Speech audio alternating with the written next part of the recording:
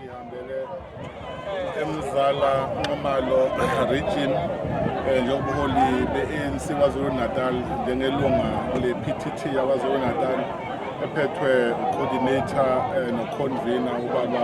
uMike Mabuyakhulu baba uJeff Hadebe basithuma ukuthi sizokwenza umsebenzi wesizwe sakithi la eMzala Nxumalo ingakho sila wa-23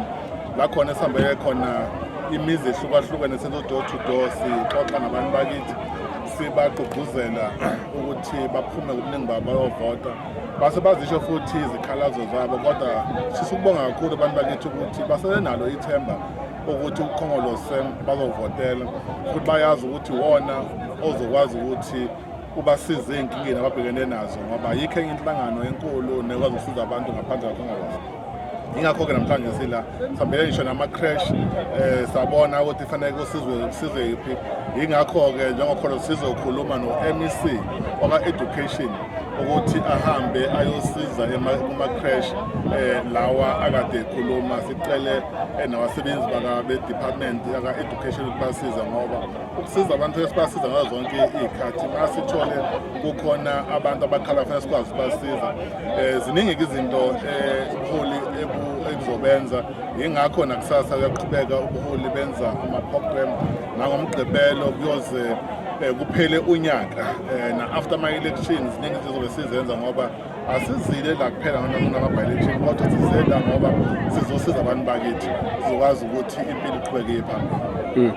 Engakubheka mhlonishwa udaba lokuthi ubambisana between mhlawumbe umnyango wezokuthutha KwaZulu Natal nomnyango mhlawumbe uphethe obekwe kuwona nje inhlangano kaKhongolose kakhulukazi oba bekhala ngama-bridge bekhala nezinto ezenza ukuthi abantwana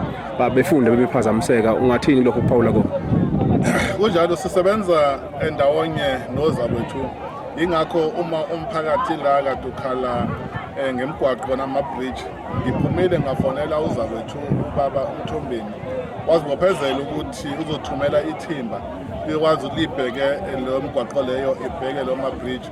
kodwa okunye nje sengibe bafona manje besho ukuthi bazofika bezolungisa ama-ground balungise imigwaqo leyo fanele bayilungise kodwa naye uzakwethu ubaba uMthombeni uzibophezela ukuthi ngo-Monday ngomvulo nje lo ozayo uzobe khona lana ewa-23 ezokwazi ukuthi alethe enye intuthuko ngokucela abantu bakithi. Okunye mhlawumbe mhlonishwa esingakubheka ukuthi ngomsebenzi wenu onomthamo ucishe nihambele indawo eningi ikhathi ehlukahlukene kugcina kwezinye indawo eziningi zisele zingafiki la okunye abakhala ngakho ukuthi ezinye zengqalazinda noma ezibalekile bakwazi ukuyithola. Ibheka kulokho ukuthi ke uhulumeni mhlawumbe kufuneka kuze kusuka uhulumeni wesifundazwe afike kubantu abantu bengayithola intuthuko ezikhalweni ezifana lezo nibuka kanjani njengohulumeni wesifundazwe? Ngokahulumeni wesifundazwe noka-national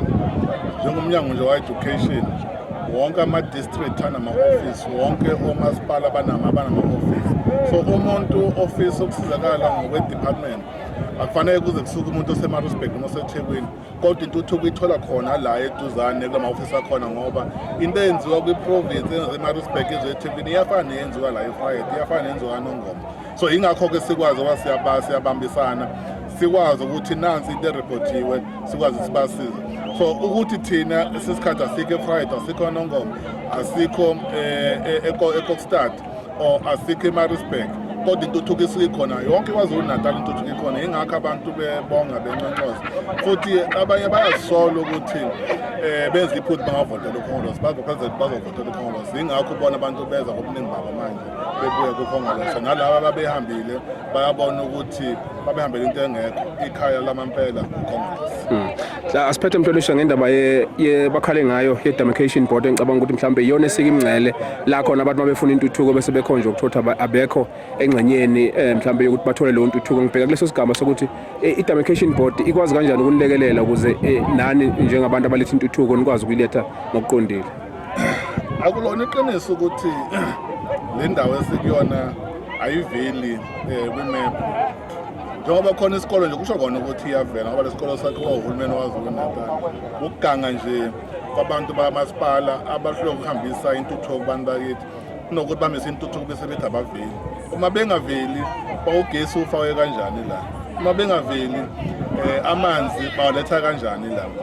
so kusho kona ukuthi bayavela okwethu ukuthi ekhuluma nozakwethu laphaya